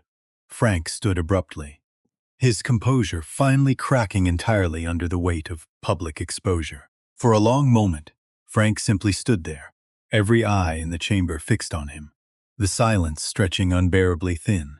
His lawyer reached for his arm, attempting to guide him back into his seat, but Frank shook off the gesture firmly. "No," Frank said quietly, his voice carrying clearly through the suddenly silent chamber. "Let me speak." Mayor Reeves hesitated, then nodded slowly. "Mr. Hargrove, you may address the council if you wish." Frank walked slowly to the podium, his usual confident stride replaced by something far more hesitant, the posture of a man finally confronting 47 years of accumulated weight all at once. He gripped the podium tightly, knuckles whitening slightly as he gathered his thoughts. "Everything my grandson just said is true," Frank began, his voice rough with emotion he'd spent decades suppressing. Every word of it. A wave of murmurs swept through the chamber, though Frank continued before anyone could interrupt. 47 years ago, I lost a boxing match to Walter Calloway. I've spent every single year since then telling myself it didn't matter, that I'd built something bigger, something better, something that made that loss irrelevant.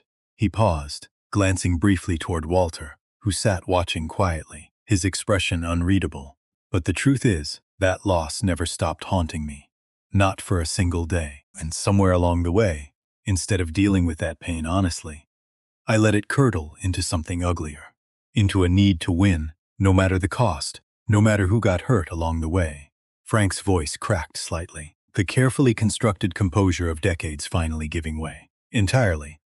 I taught my grandson that winning meant everything. That softness was weakness. I drove him toward cruelty without ever realizing I was the one who planted those seeds in the first place. He looked out at the crowd, many of whom he'd known for decades, business associates and neighbors alike, watching him unravel in real time. I orchestrated the harassment against Walter. I authorized the property damage to his garage. And last night, in a moment of desperation I'm deeply ashamed of, I hired men to threaten physical harm against him, all to protect a business deal that, in hindsight, was never worth the cost I was willing to pay. The chamber remained utterly silent, the weight of his confession settling heavily over everyone present. "I don't expect forgiveness," Frank continued.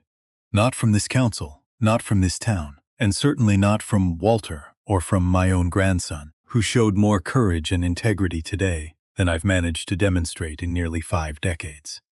He turned slightly, addressing Walter directly now, the formality of the council chamber fading away as the moment became something far more personal. "Walter, I'm sorry. Not just for the past 2 weeks, but for nearly half a century of carrying a grudge that should have died the night it happened. You won that fight fair and square. I lost it because my own anger got the better of me, not because of anything you did wrong." Walter studied the older man carefully, recognizing the rawness of a confession that had clearly been building for decades, finally breaking free under the weight of public accountability. "I should have let it go a long time ago," Frank continued. "Instead, I let it poison everything around me, including my relationship with my own grandson, who deserved so much better than the example I set for him." He turned back toward Mayor Reeves and the council. "I withdraw my development proposal entirely. The park belongs to this town, exactly as it always has. I'll also be fully cooperating with whatever investigation results from today's revelations. Regarding both the campaign contributions and last night's incident." Frank stepped back from the podium, his shoulders visibly lighter, despite the public humiliation he'd just endured, as though finally setting down a weight he'd carried far too long. Mayor Reeves cleared her throat, clearly moved by the unexpected turn the meeting had taken. "Given Mr. Hargrove's withdrawal of the proposal," she announced, "this council will formally close discussion on the Millbrook Park Revitalization Project. The park will remain under city protection, with no further development consideration in the foreseeable future." The chamber erupted into applause, considerably warmer and more genuine than the earlier scattered claps following Walter's testimony. Walter remained seated, watching Frank slowly make his way back to his seat, the older man's posture carrying none of its earlier rigid confidence. For the first time in 47 years, both men had finally said everything that needed saying. 3 weeks passed following that extraordinary council meeting. The story of Walter Calloway and Frank Hargrove becoming something of local legend throughout Millbrook. Local newspapers picked up the story, and even a regional television station sent a reporter to interview Walter at his now fully repaired garage, a piece that ran under the headline, "The Park Bench That Brought a Town Together." Walter found the attention uncomfortable at first, never having sought recognition for simply protecting what mattered most to him. But he understood, gradually, that the story carried lessons worth sharing beyond just his own life. The criminal investigation into Curtis Boyle and his partner proceeded smoothly, both men ultimately pleading guilty to charges of assault and criminal trespass, their testimony further confirming Frank's involvement in the harassment campaign against Walter. Frank himself faced no criminal charges, given his full cooperation and voluntary withdrawal of the development proposal, though the campaign finances investigation into the council member donations continued separately, a matter for state regulators rather than local courts. 2 of the 5 council members ultimately resigned their positions once the donation scandal became public knowledge, Mayor Reeves promising stronger transparency measures going forward to prevent similar situations in the future. Dale's relationship with his grandfather remained complicated in the weeks following the council meeting, the 2 men navigating an uneasy but genuine attempt at rebuilding trust that had eroded over decades of misplaced priorities. They met for coffee occasionally, awkward conversations gradually softening into something resembling honesty neither had managed with the other in years. "I don't expect things to be perfect overnight," Frank admitted during one such meeting, "but I'd like to try being the grandfather you actually deserved, instead of the one who taught you all the wrong lessons." Dale, for his part, found himself surprised by how much that admission meant to him, despite everything that had happened. On a crisp Saturday morning in late autumn, Millbrook Park hosted an unusual gathering. A small ceremony had been organized, not by the city council or any official body, but by Ruth Donovan and the Steel Wolves Motorcycle Club, with full support from dozens of community members who'd followed the story closely over the preceding weeks. The morning carried a gentle chill, leaves crunching softly underfoot as attendees gathered around the old oak tree, many bundled in scarves and jackets against the cool autumn air. A new plaque had been installed beneath the old oak tree, simple and unadorned, reading, "In memory of Margaret Calloway, beloved wife and friend to this community. This park remains because love refused to be forgotten." Walter stood quietly before the plaque, Dale beside him, both men dressed casually for the occasion. "She would have liked this," Walter said softly, running his fingers along the engraved letters. "I wish I could have met her," Dale said. "You would have liked her," Walter replied. "She had a way of seeing the good in people before they saw it in themselves." Dale nodded, understanding the deeper meaning behind those words more clearly now than he would have just a month earlier. Nearby, Frank stood somewhat apart from the gathering, uncertain of his welcome, though he'd been invited nonetheless by Walter himself in a gesture that had surprised everyone, including Frank. Walter approached him slowly, the crowd parting respectfully to allow the moment its proper space. "Glad you came," Walter said. Frank looked genuinely surprised. "After everything I put you through, I wasn't sure I deserved an invitation." "Forgiveness isn't about deserving," Walter said, echoing words he'd once shared with Dale in his garage. "It's about choosing not to carry weight that isn't yours to carry forever." Frank's eyes glistened slightly, emotion he rarely allowed himself to show in public finally breaking through. 47 years, Frank said quietly. 47 years I let that fight define everything I became. Seems like an awful waste, looking back on it now. "Late doesn't mean too late," Walter replied. "Question is what you do with whatever years you've got left." Frank glanced toward Dale, who was helping Ruth set up refreshment tables nearby, laughing at something one of the other Steel Wolves members had said. "I'd like to do better," Frank admitted. "Be a better grandfather. Maybe even a better man if it's not too late to figure out what that actually means." "It's never too late," Walter said. "Trust me, I've seen stranger things happen." The 2 men stood together for a moment, the weight of their shared history finally settling into something resembling peace rather than rivalry. A light breeze moved through the oak tree above them, scattering a handful of golden leaves across the grass where the bench sat waiting nearby. "You know," Frank said after a moment, "I never did get to properly congratulate you. Back then." After the fight, Walter raised an eyebrow slightly.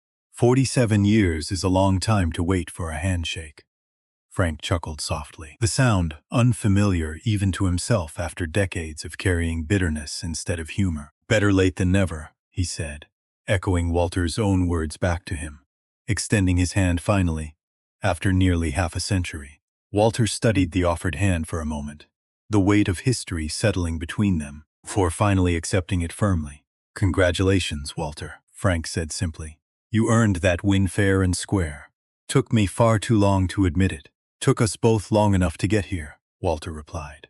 "But we made it." Later that afternoon, as the ceremony wound down and most attendees had drifted home, Walter sat on his familiar bench, 2 cups of coffee beside him as always. Dale joined him, sitting on the opposite end, comfortable now in a silence that had once felt impossible between them. "You really opened your boxing classes back up?" Dale asked, gesturing toward a small flyer Walter had pinned to the community board near the park entrance. "Starting next month," Walter confirmed. "Free lessons every Saturday morning. Figured this town could use a little more discipline and a little less anger. Think anyone will show up?" Walter smiled faintly. "One already has." Dale grinned, understanding the reference immediately. "I've been thinking," Dale said after a moment, "about sticking around the garage permanently, learning the trade properly. Not just the few things you've shown me so far." Walter studied the young man carefully, recognizing genuine sincerity behind the request. "There's a lot more to learn than engines," Walter said. "I know," Dale replied. "I'm hoping you'll teach me that too." Walter nodded slowly, satisfaction settling warmly in his chest, the kind of feeling he hadn't experienced in years. As the afternoon sun began its slow descent toward evening, casting long shadows across the park they'd both fought so hard to protect, Walter looked toward the oak tree, toward the small plaque now bearing Margaret's name for the entire town to see.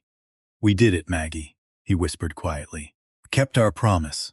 A jogger passed by along the path, nodding politely, the way strangers do, unaware of everything this particular bench had witnessed over the preceding weeks. Children's laughter carried faintly from the playground near the pond, mixing with the rustle of wind through branches overhead.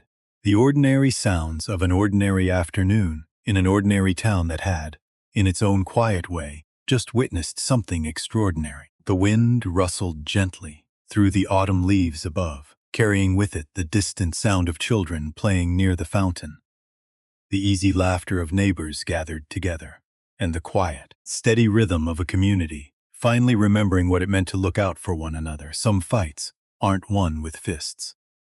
Some victories come quietly, built slowly through patience, forgiveness, and the simple courage to keep showing up, day after day, no matter how difficult the path becomes.